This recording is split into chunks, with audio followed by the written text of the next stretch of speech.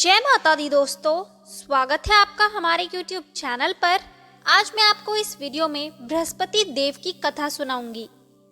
गुरुवार या वीरवार को भगवान बृहस्पति की पूजा का विधान है। बृहस्पति देवता को बुद्धि और शिक्षा का देवता माना जाता है। गुरुवार को बृहस्पति देव की पूजा करने से धन, विद्या, पुत्र तथा मनोवांछित फल की प्राप्ति होती है। परिवार में सुख तथा शांति रहती है। गुरुवार का व्रत जल्दी विवाह करने के लिए भी किया जाता है।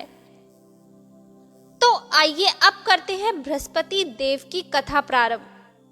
प्राचीन काल में एक ब्राह्मण रहता था। वह बहुत निर्धन था।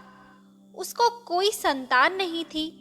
उसकी स्त्री बहुत मलिनता के साथ रहती थी। वह स्नान न करती, किसी देवता का पूजन न करती। इससे ब्राह्मण देवता बड़े दुखी थे। बेचारे बहुत कुछ कहते थे, किंतु उसका कुछ परिणाम न निकलता था। भगवान की कृपा से ब्राह्मण की स्त्री के कन्या रूपी रत्न पैदा हुआ। कन्या बड़ी होने पर प्रातः स्नान करके विष्णु भगवान का जाप व बृहस्पतिवार का व्रत करने लगी।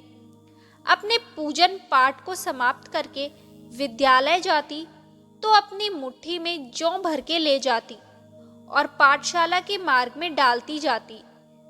तब ये जो स्वर्ण के जौ जाते, लौटते समय उनको बीनकर घर ले आती थी। एक दिन वह बालिका सूप में उस सोने के जौ को फटक कर साफ कर रही थी कि उसके पिता ने देख लिया और कहा, हे बेटी, सोने के जौ के लिए सोने का सूप होना चाहिए। दूसरे दिन बृहस्पतिवार था। इस कन्या ने व्रत रखा और बृहस्पति देव से प्रार्थना करके कहा, मैंने आपकी पूजा सच्चे मन से की हो तो मेरे लिए सोने का सूप दे दो। बृहस्पति देव ने उसकी प्रार्थना स्वीकार कर ली। रोजाना की तरह वह कन्या जौ फैलाती हुई जाने लगी। जब लौटकर जौ बीन रही थी तो बृहस्पति देव की कृपा से सोने का सूप मिला। उसे वह घर ले आई और उसमें जौ साफ करने लगी, परंतु उसकी माँ का वही ढंग रहा। एक दिन की बात है कि वह कन्या सोने के सूप में जौ साफ कर रही थी। उस समय उस शहर का राजपुत्र वहां से होकर निकला। इस कन्या के रूप और कार्य को देखकर मोहित हो गया तथा अपने घर आकर भोजन तथा जल त्याग कर उदास होकर लेट गया। राजा को इस बात का पता चला तो अपने प्रधानमंत्री के साथ उसके पास गए और बोले, हे बेटा, तुम्हें किस बात का कष्ट है? किसी ने अपमान किया है अथवा और कारण हो सो कहो, मैं वही कार्य करूंगा जिससे तुम्हें प्रसन्नता हो। अपने पिता की राजकुमार ने बातें सुनी तो वह बोला, मुझे आपकी कृपा से किसी बात का दुख नहीं है। किसी ने मेरा अपमान नहीं किया है, परंतु मैं उस लड़की से विवाह करना चाहता हूँ जो सोने के सूप में जौ साफ कर रही थी। यह सुनकर राजा आश्चर्य में पड़ गया और बोला, हे बेटा, इस तरह की कन्या का पता तुम ही लगाओ, मैं उसके साथ तेरा विवाह अवश्य ही करवा दूंगा। राजकुमार ने उस लड़की के घर का पता बतलाया।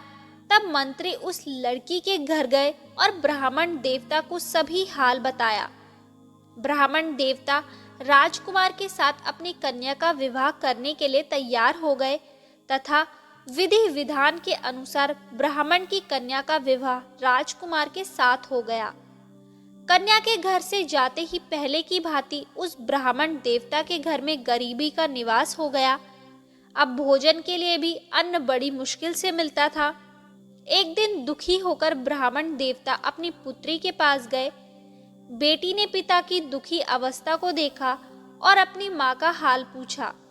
तब ब्राह्मण ने सभी हाल कहा। कन्या ने बहुत सा धन देकर अपने पिता को विदा कर दिया। इस तरह ब्राह्मण का कुछ समय सुखपूर्वक व्यतीत हुआ। कुछ दिन बाद फिर वही हाल हो गया। ब्राह्मण फिर अपनी कन्या के यहाँ गया और सारा हाल कहा तो लड़की बोली, हे पिताजी, आप माताजी को यहाँ लेवा लाओ, मैं उसे विधि बता दूंगी जिससे गरीबी दूर हो जाए। वह ब्राह्मण देवता अपनी स्त्री को साथ लेकर पहुंचे तो तो अपनी माँ को समझाने लगी, हे माँ, तुम प्रातःकाल प्रथम स्नान आदि करके विष्णु भगवान का पूजन करो तो सब दरिद्रता दूर हो जाएगी। परंतु उसकी माँ ने एक भी बात नहीं मानी और प्रातःकाल उठकर अपनी पुत्री के बच्चों की झूठन को खा लिया। इससे उसकी पुत्री को भी बहुत गुस्सा आया और एक रात को कोठरी से सभी सामान निकाल दिया और अपनी माँ को उसमें बंद कर दिया।